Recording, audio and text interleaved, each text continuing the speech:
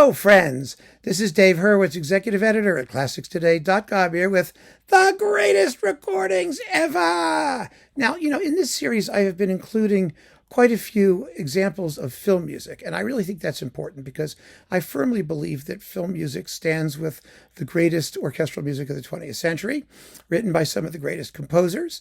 The aesthetics and the criteria for what constitute greatness in music generally are challenged by the necessity of what composers have to do to adapt themselves to the circumstances of film. But there's no difference between film music and, as one of you pointed out, incidental music. In the 19th century, Grieg's Peer Gynt, Mendelssohn's A Midsummer Night's Dream, Bizet's L'Arlésienne. It's all the same. It's music to accompany theatrical things, goings on, and some of that music is absolutely first-class music by any standard, and the composers were geniuses. It just happens to be that's what they specialized in. Writing incidental music is not usually a specialty that we value as much as we do writing like symphonies and other big abstract pieces, but that's us. That's our hang-up, our inability to recognize greatness when we hear it. So here we have one of the greatest recordings ever made of one of the greatest film scores ever, John Barry's The Lion in Winter, which I have talked about before. This is the original soundtrack recording. There is a remake with the City of Prague Philharmonic or something like that, which I also have, which is very good.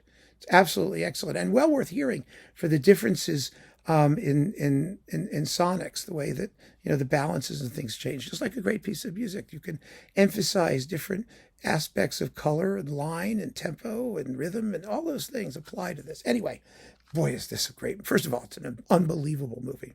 Oscar-winning movie with unbelievable performances by Katharine Hepburn and Peter O'Toole, and the two of them having arguments and going at it on Christmas Eve in 1183 is just fantastic. Look out, she's got a knife. Of course she has, Katharine Hepburn says, of course he has a knife. We all have knives. It's 1183 and we're barbarians. And then Peter O'Toole looks at her and says, you're like a Democratic drawbridge still going down for everybody, aren't you? Yeah, oh yeah. Boy, it's fantastic. If you haven't seen the movie, The Lion in Winter, you have to see the movie. I think I've told this story before, but I just have to do it again anyway because it's just great. I had a friend who was unfortunately incarcerated. Before he was a kleptomaniac, before he got incarcerated, I made him sit down and watch this movie. It blew his mind, and so when he was in cell block 23 or whatever jail he was in upstate New York, at one point there were a bunch of guys in the rec area watching like boxing or something on TV at the same time as The Lion in Winter, and he changed the channel and he made them all watch. He said, listen, you gotta watch this movie, and he had them all watching it, and they all thought it was fabulous, which just goes to show that great movies are great movies and great scores are great scores. And John Barry wrote a great score for this score. He really did. It was produced by Joseph Levine, and John Barry told me, he was, what a nice guy, a really terrific guy. He lived out on Long Island, out like in the Hamptons, in that part of Long Island. And I was talking to him one day, and he said to me, I told him, how much I admired this particular score. He's famous for doing like James Bond, and that kind of stuff. But this was the one that blew my mind. It was recorded in 19 something or other. When was the movie? It was like 1968, I think, somewhere around there. Anyway, he said to me, when Joseph Levine heard the score, he said he wore a lot of obvious jewelry. Let's put it that way. He said he took off this diamond ring or diamond watch or something like that. And he said he gave it to me. He thought it was so terrific, and it really is. The wonderful thing about this score, what John Barry has done in the score, what it was sort of a thing that he could do that was just wonderful, is that it presents a fabulously evocative mixture of old and new music.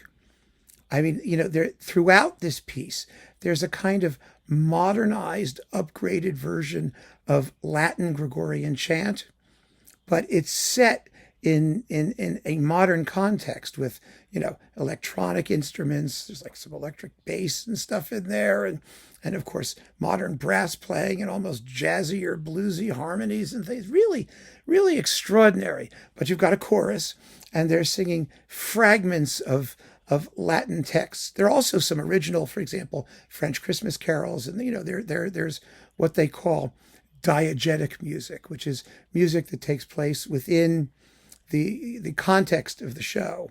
That is, the actual actors are performing it, or they hear it. And then there's non-diegetic music, which is what a film score is primarily. Music which they're not aware of, but we are, and which adds to the atmosphere and the drama. And part of the non-diegetic music is things like, well, he uses the Latin chant "Media vita in mortuis suis." In the midst of life, we are in death. That's one of them. I mean, and there are a whole bunch of others that come out and that just sound so perfect in their place, but they're completely modern settings. So you have this tension between the old and the new in this particular score, which is so beautifully established and maintained throughout the work. It's absolutely gorgeous. And, you've got the usual leitmotifs and things like that pop up and down. But the reality is, it's just great composing. It really is wonderful composing. And this is a tremendous sounding recording. This is on Varèse Sarabande. It's the original, like I said, the original soundtrack conducted by John Barry himself. But if you can't find it and you want to get the more modern one, I have it sitting right over there, actually. Do get it, because you owe it to yourself to hear this score and to see the movie with the score, and then to just enjoy the score, which I do separately all the time. I have it on my iPhone. I just adore this music. It's so instantly evocative and powerful, but at the same time, it's timeless and it's contemporary. I keep saying that in different ways over and over, but it really is. It's an extraordinary achievement, I think, in the world of film music scoring. And so, my friends, it is one of the greatest recordings ever. So keep on listening, and thanks for joining me. Take care.